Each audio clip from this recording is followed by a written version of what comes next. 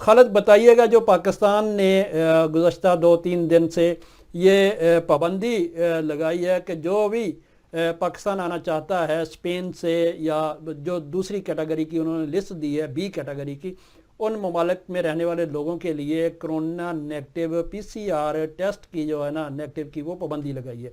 आप इस पाबंदी को कैसे देख रहे हैं? देखो, इसको देखने के मैं समझता हूँ दो जाविये। अगर तो आप कोविड के हवाले से देखें और दुनिया के अंदर जो इसके एसओपीज या इसके हवाले से जो प्रॉब्लम आ रही है उसको सामने रखें, तो मेरे ख्याल में सिर्फ ए और बी नहीं होना चाहिए।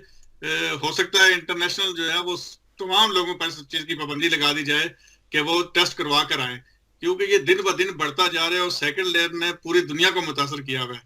जहां तक बात होती है कि वो पाकिस्तानी या वो लोग जो मजदूरी करने के लिए दूसरे मुल्कों में गए हुए हैं, उन पे आप जहां पे मुआशी बहरान से हर बंदा ही दो चार है, चले चंद लोग जिनके काम ठीक चल रहे हैं, उसके अलावा हर बंदा किसी ना किसी हवाले से परेशान है, उस पे आप 100 यूरो या 150 यूरो का बोझ डाल देते हैं। और दूसरा बोझ भी ऐसा कि आपने वो 48 घंटे के अंदर अंदर जो है वो टेस्ट करवाना है, उसकी रिपोर्ट साथ लानी है, और किसी हवाले से अगर आपकी फ्लाइट मिस हो जाती है, आपका प्रोग्राम कैंसिल हो जाता है, तो आपको वो पैसे भी जाया होते हैं। तो इसको अगर कुछ थोड़ा सा इस तरीके से कर लिया जाए कि वही टेस्ट पाकिस्तान के अंदर जब आप एयरपोर्ट पे पहुंचे और उस टेस्ट को जिस तरह का पहले से होता था, आप अपनी पेमेंट ले लें, और जो पाकिस्तान के बाद यहाँ के 150 यूरो दे रहे हैं, तो वहां पे ये 30-40 यूरो में हो जाता है। तो अगर आपके अंदर वो कोई ऐसा मसला है, बुखार है, किस लेकिन किस्म। लेकिन खालिद, ये भी तो कहा जा रहा है, कल के हमारे प्रोग्राम के अंदर भी ये बात हुई है कि जब पाकिस्तान के अंदर यह टेस्ट हो रहा था उस वक़्त बहुत ज़्यादा लोगों को खज्जल और ख्वार किया जाता था।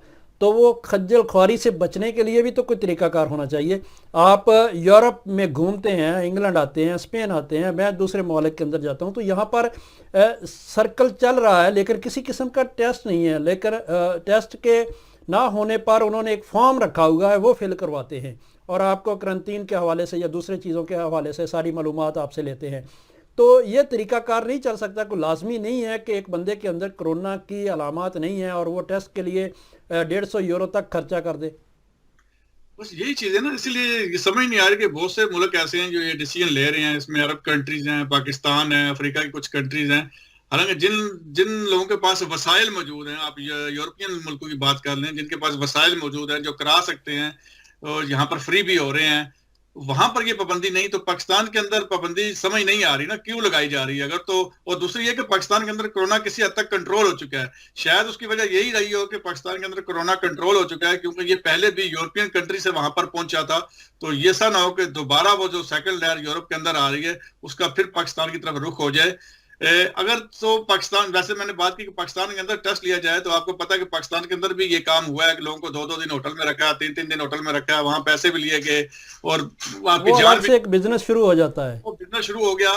तो उसका जो अल्टरनेटिव था, अगर उस चीज को देखा जाए, तो मेरे ख्याल में ये एक अच्छा तरीका है कि आप टेस्ट करवाएं, अपना सर्टिफिकेट साथ ले जाएं, ताकि आपको किसी किस्म की परेशानी ना हो।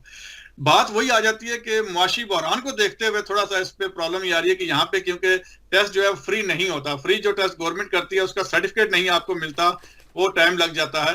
तो अगर एक चीज को दूसरी चीज से कंपेयर किया जाए कि पाकिस्तान के अंदर जिस तरीके से पहले आपको होटल में रखा जाता था, आपने पे करना है या आपने फ्री में रहना है, और टेस्ट के 2-2 तो 3-3 दिन खुआर होना पड़ता था, अगर उसको इस चीज से कंपेयर करें, तो मेरे ख्याल में यहाँ से टेस्ट करा के जाने में जो है वो सभी लोग इसको आसानी से मान जाएंगे कि यहाँ से ही ठीक है।